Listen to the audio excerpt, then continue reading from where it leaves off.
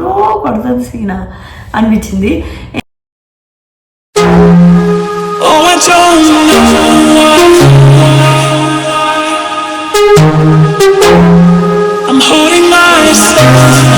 So ఈ రోజు అయితే డే 79 అండ్ ఎపిసోడ్ 80 అనమాట. 80 ఎపిసోడ్స్ చూసాము.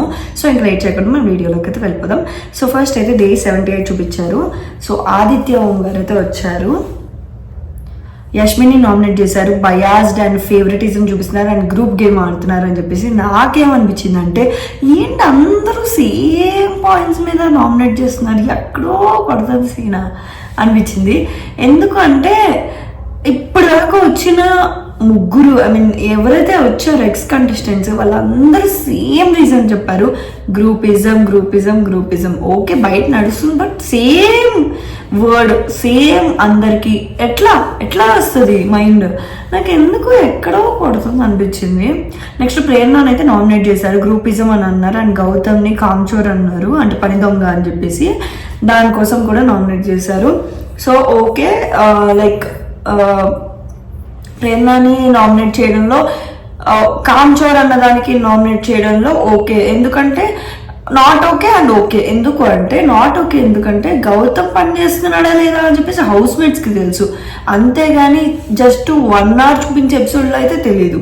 ఓకే సో అది వాళ్ళు తెలియకుండా చేయడం అనేది కరెక్ట్ కాదు. ఎందుకంటే వాళ్ళు వెళ్ళిపోయారు, వైల్డ్ కార్డ్స్ రాకముందే ఆదిత్య ఓం గారు వెళ్ళిపోయారు.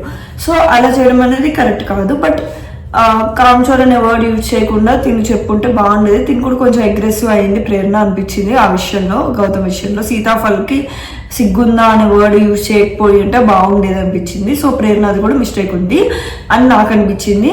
అండ్ నెక్స్ట్ అయితే ఇంకొకటి ఏంటి, గ్రూపిజం. అసలు ప్రేరణ గ్రూపిజం అనే గేమే ఆడదు.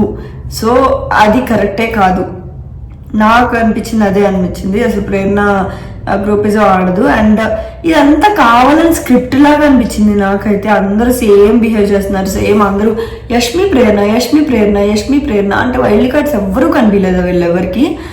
లేకపోతే వాళ్ళు కమెడియన్స్ అని చెప్పేసి నామినేటే చేయలేదు. అసలు నాకు అదే అర్థం కాలేదు, ఎవ్వరూ కనిపించలేదా అంటే విష్ణుప్రియ వీళ్ళకన్నా బాగా ఆడేస్తుందా, అదే నాకు అనిపించింది. నాకు ఎక్కడో కొడుతుంది స్క్రిప్ట్ అనిపించింది. అండ్ నైనిక నామినేట్ చేసింది నబీల్ని, గేమ్ ఎక్కడికో పోతుంది అండ్ గౌతమ్కి ఇలా ఓట్స్ వస్తున్నాయి అని చెప్పేసి బ్యాక్ బిచ్చింగ్ చేస్తున్నావు అన్నది యష్మితో. సో నబీల్ అయితే ఓకే, ఇప్పుడు కో కంటెస్టెంట్స్ గురించి ఎవరైతే మనకి టఫ్ కాంపిటీషన్ ఇస్తారో వాళ్ళ గురించి మాట్లాడుకుంటారు, but that doesn't mean it is back bitching. So నాకైతే అది ఎక్కడ బ్యాక్ బిచ్చింగ్ లాగా అనిపించలేదు. ఓకే తనకు ఓట్స్ వస్తున్నాయి అని చెప్పేసి మాట్లాడుకునడం జరిగింది, తను కూడా ఒప్పుకున్నాడు నబీల్. బట్ నబీల్ గేమ్ ఎక్కడికో పోవడం అనేది జరగట్లేదు, తను చాలా హైప్లోనే ఉన్నాడు. సో ఇది నాకు అంత వ్యాలిడ్ పాయింట్ అనిపించలేదు.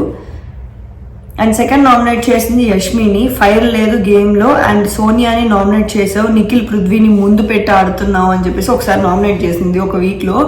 నిఖిల్ని పృథ్వీని ముందు పెట్టేసి నువ్వు వెనకాల నుంచి గేమ్ ఆడుతున్నావు అని చెప్పేసి. బట్ నువ్వు ఇప్పుడు అదే జోన్లోకి వచ్చేసావు, నువ్వు కూడా అట్లానే ఆడుతున్నావు. అండ్ ప్రేరణ శ్రీపాద అక్కడ డాన్స్ వేస్తుంటే క్రింజ్ అని చెప్పేసి వర్డ్ అన్నావు. అండ్ నెక్స్ట్ ఇంకొక పాయింట్ ఏంటంటే నిఖిల్తో డాన్స్ చేయడానికి అంత డెస్పరేట్గా ఎందుకు ఉన్నావు, విష్ణుప్రియతో ఎందుకు అంత గొడవ పడ్డావు. సో నేను ఒక్కొక్క దానికి ఎక్స్ప్లెయిన్ చేసుకుని వస్తాను. ఫస్ట్ ఫైర్ లేదు గేమ్లో సోనియాని అట్లా అన్నావు కదా, నాకు కూడా అదే అనిపించింది యష్మిని. సో సోనియా ఎలా ముందు పెట్టి ఆడిందో తినైతే ముందు పెట్టి ఆడడం కాదు, తిన గేమ్ డౌన్ చేసుకొని వాళ్ళతో కలిసి ఆడుతుంది అనిపించింది. యష్మి గేమ్ ఫస్ట్లో ఫుల్ ఆన్ ఫైర్ ఉండేది, ఇప్పుడు అసలు ఏం లేదు, మొత్తం దిగిపోయింది. సో సెకండ్ పాయింట్ వచ్చేసి ప్రేరణ శ్రీపాద్ని క్రింజ్ అన్నది, అదైతే వర్డ్ తప్పే అనడం. అండ్ నెక్స్ట్ థర్డ్ వచ్చేసి నిఖిల్తో డాన్స్ చేయడానికి ఆర్గ్యుమెంట్. నిజంగానే ఇదంతా అవసరమే లేదు కానీ బట్ ఆర్గ్యుమెంట్ పెట్టుకుంది. సో నైనిక అంది దానిలో ఏమైనా ఉందా అంటే డాన్స్ కూడా ఏం లేదు అంది. సో నిజంగా నాకు అదే అనిపించింది, ఏం లేదు ఎత్తుకోవడం అదే ఉంది కదా, దానికోసం ఎందుకు అంత గొడవ పడ్డం అనిపించింది. అండ్ నెక్స్ట్ గౌతమ్ అండ్ నబీల్కి గొడవ అయింది, సో బ్యాగ్ బిచ్చింగ్ గురించి. సో నాకేమనిపించిందంటే వీళ్ళందరూ ఎక్స్ కంటెస్టెంట్స్ వచ్చి వీళ్ళందరికి ఉన్న వాళ్ళకి ఇంకా గొడవలు పెట్టారు, స్క్రిప్ట్ బాగా రాసి పంపించారు అనిపించింది. అండ్ నెక్స్ట్ మణికంఠ నామినేట్ చేసింది నిఖిల్ని, డబల్ ఫేస్డ్గా ఉన్నాడు, 2 ఫేస్డ్గా ఉన్నాడు. అండ్ ఒకటే ఉండు, ఏదైనా 2 ఫేస్డ్గా ఉండదు, అయితే స్వీట్గా ఉండు లేదా అగ్రెసివ్గా ఉండు అండ్ రిలేషన్స్ కోసం వచ్చావు అనిపిస్తుంది అని చెప్పేసి మనకంటే కరెక్ట్గా నామినేట్ చేశాడు. ఒక్కొక్కసారి ఏమో గేమ్లో అగ్రెసివ్గా ఉంటాడు, తర్వాత వెళ్ళి వాళ్ళు స్వీట్ చేసేస్తాడు. నాకు అదే అర్థం కాదు. And next relationships. సో నిజంగానే ఫస్ట్ సోనియా, తర్వాత కొన్ని రోజులు సీతతో కూడా ఫ్లర్ట్ చేశాడు, ఇప్పుడేమో యష్మి. నాకు అదే అనిపించింది.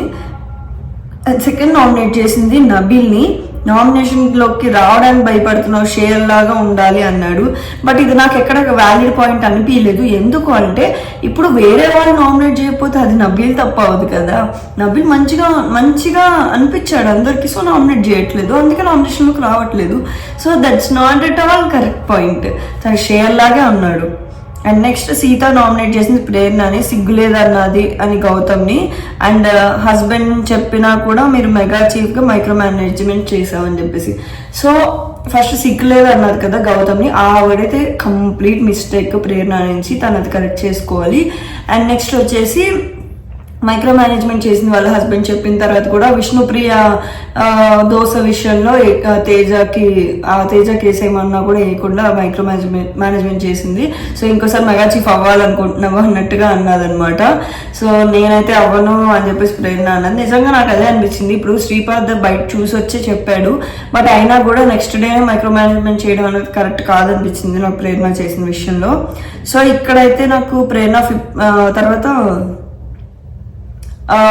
రోహిణి గురించి కూడా అడిగిందనమాట. ఏమనంటే నబీల్కి నువ్వు ఎవిక్షన్ షీల్డ్ వచ్చేలా చేసావు, అదేదో రోహిణికి ఇచ్చుంటే సో కొంచెం గ్రాటిట్యూడ్గా ఇచ్చావు అని చెప్పేసి అనిపించేది కదా, బట్ నువ్వు అట్లా ఇవ్వలేదు అని చెప్పేసి అన్నది.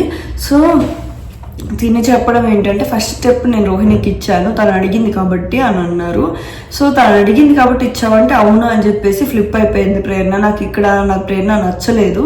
సో సెకండ్ అన్నది నాకు నబీల్కి ఇవ్వాలని చెప్పేసి నాకు ఫస్ట్ నుంచి ఉండే, సో అందుకని నేను నబీల్కి ఇచ్చాను అని చెప్పేసి అన్నది. బట్ ఫస్ట్ కానీ రోహిణి మాత్రం చాలా హ్యాపీగా ఫీల్ అయింది తనకి మెగా చీఫ్ వచ్చిందని చెప్పేసి ఫస్ట్ నుంచి ట్రై చేస్తుందని, అందుకే తను ఇవ్వడం కూడా జరిగింది సూట్ కేసు. బట్ ఆ గ్రాటిట్యూడ్ అనేది చూపించకపోవడం అనేది చాలా బాధగా అనిపించింది. రోహిణి కూడా ఫెల్ట్ బ్యాడ్ అనిపించింది. సెకండ్ నామినేట్ చేసింది యష్మిని.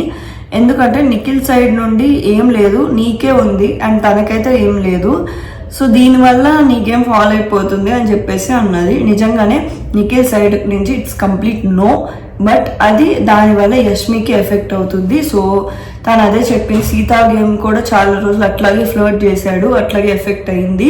Sita likes him but he didn't even said no. So అదే చెప్పింది డైరెక్ట్గా, నువ్వు నో చెప్పాలి అని చెప్పేసి. అండ్ ఇప్పుడు ఆయన నామినేట్ అయిన పర్సన్స్ ఎవరంటే ప్రేరణ, యష్మి, నబీల్, నిఖిల్, పృథ్వీ అండ్ అందరూ ఓల్డ్ వాళ్ళే నామినేట్ అయ్యారు. వైల్డ్ కార్డ్స్ అయితే ఎవరు నామినేట్ అవ్వలేదు. సో నేనైతే ప్రేరణకు ఓట్ చేస్తున్నాను అండ్ సమ్టైమ్స్ నబీల్కి కూడా ఓట్ చేస్తున్నాను. నా ఫేవరెట్ కంటెస్టెంట్స్ వాళ్ళే కాబట్టి. సో మీరైతే ఎవరికి ఓట్ చేస్తున్నారో నాకు కింద కమెంట్ సెక్షన్లో చెప్పండి. సో ఫిజికల్ టాస్క్ అయితే అయ్యిందనమాట. దీనికన్నా ముందు just mega chief super market ఉంటుంది కదా, అది అయ్యింది. అండ్ ఫిజికల్ టాస్క్ అయిందనమాట. ఫుల్ ఫైట్స్ అయినాయి పృథ్వీకి, గౌతమ్కి. అండ్ పృథ్వీకి, అవినాష్కి, విష్ణుప్రియకి, యష్మికి, నిఖిల్, గౌతమ్కి అండ్ నబీల్, రోహిణికి కూడా. So Avinash and tasty Teja teach చేశారనమాట ప్రేరణని. సో వెజిటేబుల్స్ ఇట్లా కట్ చేస్తుంది అన్నట్టుగా తన పర్మిషన్ లేకుండా. సో దానివల్ల కూడా మేబీ ఇష్యూ అయింది అనుకుంటున్నా. అండ్ మెగా చీఫ్ టాస్క్ అయితే నాట్ కంప్లీటెడ్, ఇంకా అవ్వలేదు. So that's it for today guys. మీకు లిక్విడ్ అప్డేట్స్ కొన్ని చెప్పాను. అండ్ ఇంకా తేజ అయితే షర్ట్ విప్పేసి 8 times స్విమ్మింగ్ పూల్లో జంప్ చేస్తారు. యష్మితో కిస్ కావాలంటే స్విమ్మింగ్ పూల్లో 8 times జంప్ చేయాలి వితౌట్ షర్ట్ అని చెప్పేసి అంటారనమాట. ప్రేరణని ఫుల్గా ఒక ఆట ఆడుకున్నారు Avinash and mega chief and tasty Teja. అదే కటింగ్ది చెప్పా కదా దాని గురించి. So that's it for today guys. So me video నచ్చినట్టయితే సబ్స్క్రైబ్ చేసుకోండి. అండ్ ఇంకా మన రివ్యూ వీడియోస్ కోసం మన ఛానల్కి సబ్స్క్రైబ్ చేసి షేర్ చేసి లైక్ చేసేయండి. By, love you all. So నా వీడియో కనుక మీకు నచ్చినట్టయితే లైక్, షేర్, సబ్స్క్రైబ్ చేయడం మర్చిపోవద్దు. So don't forget to subscribe.